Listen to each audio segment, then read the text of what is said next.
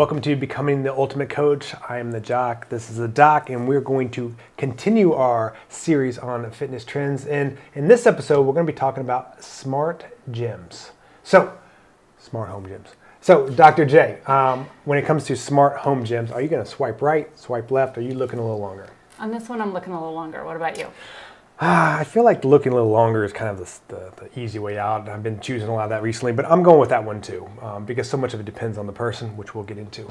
But just to break it down, we're really going into stuff like Peloton, where you have an exercise piece of equipment and you have the technology that goes with it. And what's nice about Peloton now is they got workouts, they got yoga, they got the bike, so they're getting diversified there. Or you even have these smart mirrors where you're working in front and giving stuff like that. So on the brainy side, kind of break it down. Why are you just looking a little longer? Well, I have lots of reasons, but I'll start out being a little geeky and a little clinical, meaning that So Albert Bandura years ago developed this social learning theory. And the concept behind social learning theory is that we model based on the live and figurative things that are in our environment. So we model behavior, we learn behavior, imitate behavior. Toddlers do a ton of this, but we also do it as adults.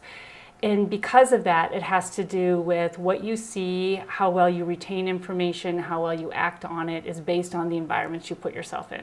So where I'm going with all that is, depending on the person and how much other exposure you have to some of that energy and that interaction and those types of things can significantly impact how well you do.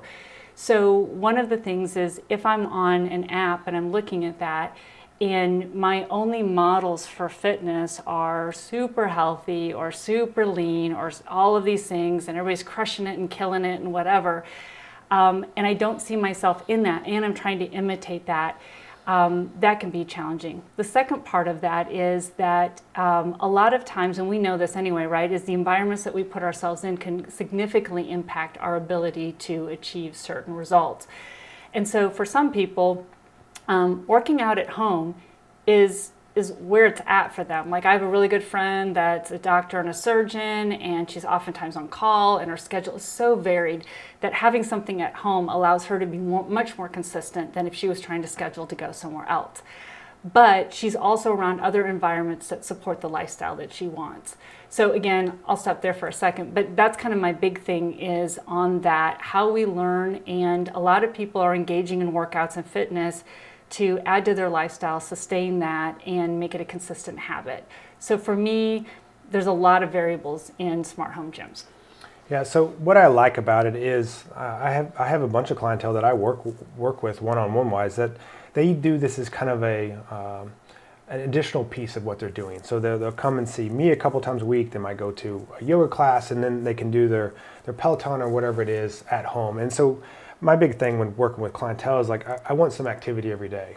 And at first, I don't really care what it is. Yeah. After they hit that milestone of okay, I'm consistently getting some activity in, then we talk about let's have this balance between the strength, the stamina, and the flexibility.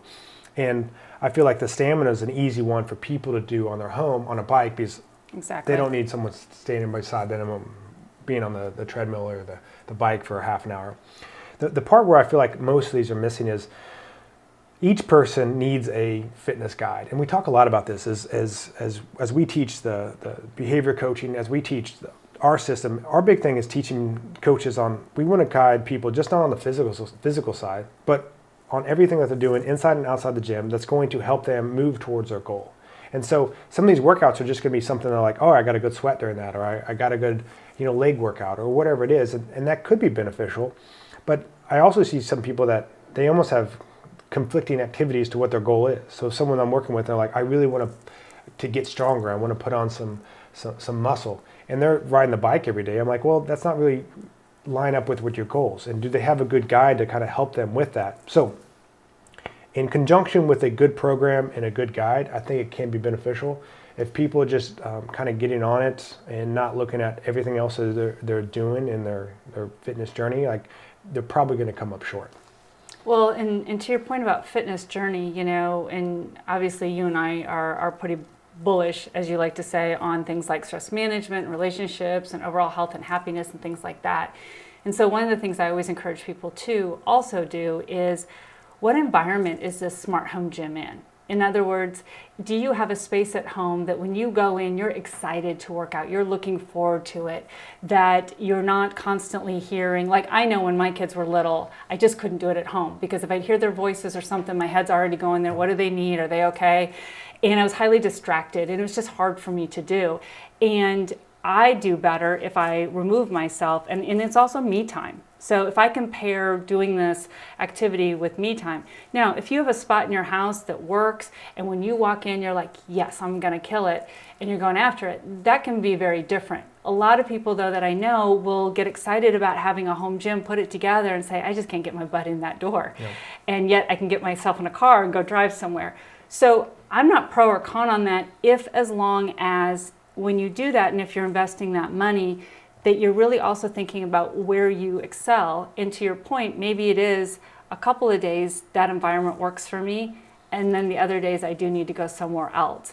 But thinking about that stress management, thinking about that happiness, if you need some more me time, whatever it is, are you creating that within this fitness journey? Because we want to pair working out with things that are reinforcing to us. I feel better doing it, it's me time, it's whatever. So really kind of thinking about that too as people make this decision. Yeah, absolutely. And so really to wrap up on the smart home gyms, and you probably see us in a lot of these different subjects of like, we're not really ever hardcore against certain things.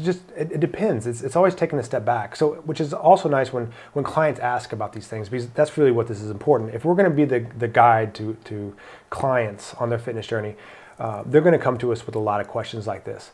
And so really asking them better questions of like, Dr. J was saying of like, do you have the space for this? Is this something personality-wise that works out for you? What's the environment with like the other people around? It's super important. And then you as their main guide of being like, yeah, this can work in conjunction with, you know, the sleep stuff we're doing, the nutrition stuff we're doing, the exercise that we're doing here. And then you get a couple days of that in. Like all those things together can work beautifully together.